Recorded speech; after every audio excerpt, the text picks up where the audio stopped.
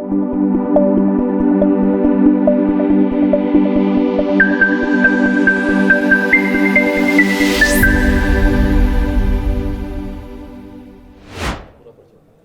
Vinay Shankar Rai Prabodhini foundation का महासचिव हूँ। आज जिला जज के सम्मान समारोह रखा गया है, क्या कुछ है उसमें, क्या बताएं? आज जो ज्ञानवापी का ऐतिहासिक जो फैसला जिला जज साहब ने जो दिया है उसके लेकर के आज उनका एक अभिनंदन समारोह यहाँ पे चल रहा है, किया गया है, अभिनंदन किया गया है। और काशी में ज्ञानवापी का क्या महत्व है उस विषय पर कई यहाँ पे विद्वान आए हुए हैं, वो सारे लोग अपना पक्ष रख रहे हैं। और काशी में ज्ञानवापी, चूँकि जब सृष्टि नहीं थी तब काशी थी, और जब सृष्टि में अगर संरचना अगर हुई है तो सबसे पहले ज्ञानवापी की हुई है। और उस ज्ञानवापी पे अगर संकट था, उस ज्ञानवापी में जो ज्ञानवापी का जो मूल था, उस मूल से अगर कहीं ना कहीं भटकाव था या कहीं ना कहीं दूसरे का कब्जा था, तो उस कब्जे पर ऐतिहासिक जो फैसला आया है उससे केवल काशी वासी ही नहीं, इस सृष्टि का हर जीव इससे प्रभावित होगा। क्योंकि अगर काशी जागृत होगी, अगर ज्ञानवापी जागृत होगी, अगर मणिकर्णिका जागृत होगा, तो उससे सृष्टि को ऊर्जा मिलेगी। क्योंकि सृष्टि को ऊर्जा ज्ञानवापी से और मणिकर्णिका से ही मिलता है। और उस पर अगर आपत्ति, तो केवल हिंदू धर्म की बात नहीं है, पूरे मैं सृष्टि की बात कर रहा हूँ, पूरे जीव की मैं बात कर रहा हूँ, उस सबका कल्याण होगा। और उसी को लेकर के एक बृहद परिचर्चा यहाँ पे आज हो रही है। विनय जी, बताइए कि जिस तरीके से इस ऐतिहासिक फैसले को दिया गया है, आप अजय कृष्ण विश्वेश्वर जी का स्वागत किस तरीके से कर रहे हैं?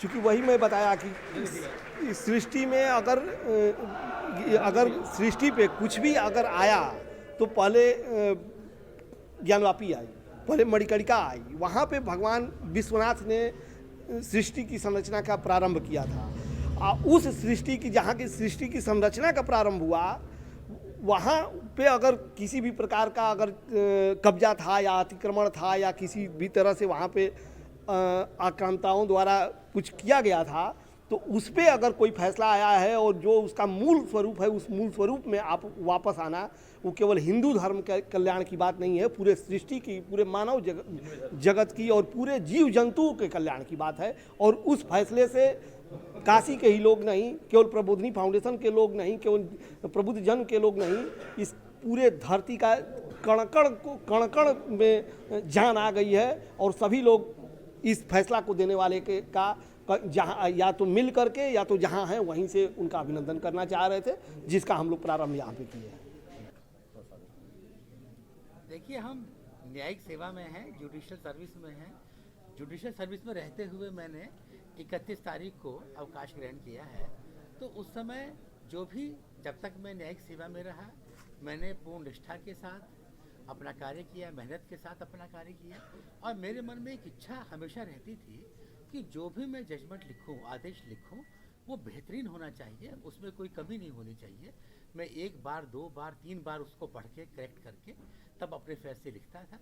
और प्रयास करता था कि जो भी जजमेंट हैं, फैसले हैं, वो न्याय प्राप्त करने के लिए, न्याय प्राप्त करने के उद्देश्य से लिखे जाएं और उसमें कोई त्रुटि न रहे।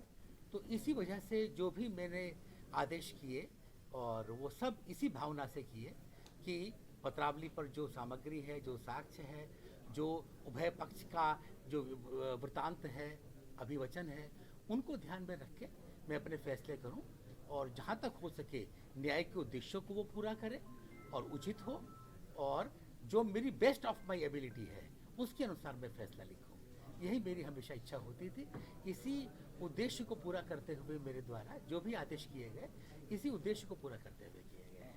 अगर बात किया जाए तो अंजुमन जामिया मुसलमानों का ये आक्रोश है कि जो ये फैसला किया गया, कहीं ना कहीं कहा जाए तो उसमें उनके जो है आपत्ति भी रही है, जिस पर उन्होंने लगातार विरोध भी दर्ज कराया है।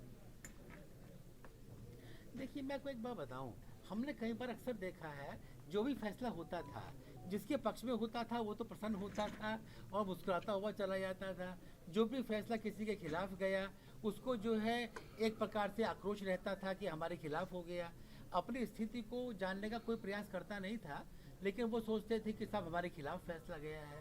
तो ये हमने हर एक प्रत्येक मैटर में देखा। जिसके खिलाफ फैसला होता था वो कई बार तो कुछ लोग यहाँ तक कर देते हैं कि भाई उसका पब्लिकली विरोध करना शुरू कर देते हैं, फला है। लेकिन ये मैं आपको विश्वास दिलाता हूँ कि जो भी फैसले हम लोगों के द्वारा, न्यायिक अधिकारियों के द्वारा, जजेस के द्वारा किए जाते हैं, वो न्याय के उद्देश्यों को पूरा करने के लिए दिए जाते हैं और पत्रावली पर उपलब्ध सामग्री के आधार पर दिए जाते हैं। उसके अलावा और लेश मात्र भी कोई अन्य कंसिडरेशन नहीं रहता है, आपको बता दें। सर, कार्यकाल के अंतिम दिन जिस तरीके से आपने जो फैसला दिया इसको लेकर, मुस्लिम पक्ष लगातार इस पर आपत्ति करता रहा कि 1 हफ्ते का समय अगर दिया गया था तो ये अंतिम दिन आपने जो दिया ये बड़ा सुप्रश्चित लगा है कि ये पहले भी वो दिया जा सकता है। भाई उसकी बात तो ये है कि वो सब काम ड्यू कोर्स में होते रहे। जो एप्लीकेशन हमारे पास जब जब आती रही है तब तब हम उसको सुन के आदेश करते हैं। दोनों पक्षों को सुनकर जो भी विधि के अनुसार है वो आदेश पारित किया गया है। जिस समय मेरे पास कोई भी एप्लीकेशन सुनवाई के लिए आती है तभी मैं उसको सुन के उस पर आदेश कर सकता हूँ, उससे पहले कैसे आदेश कर सकता हूँ।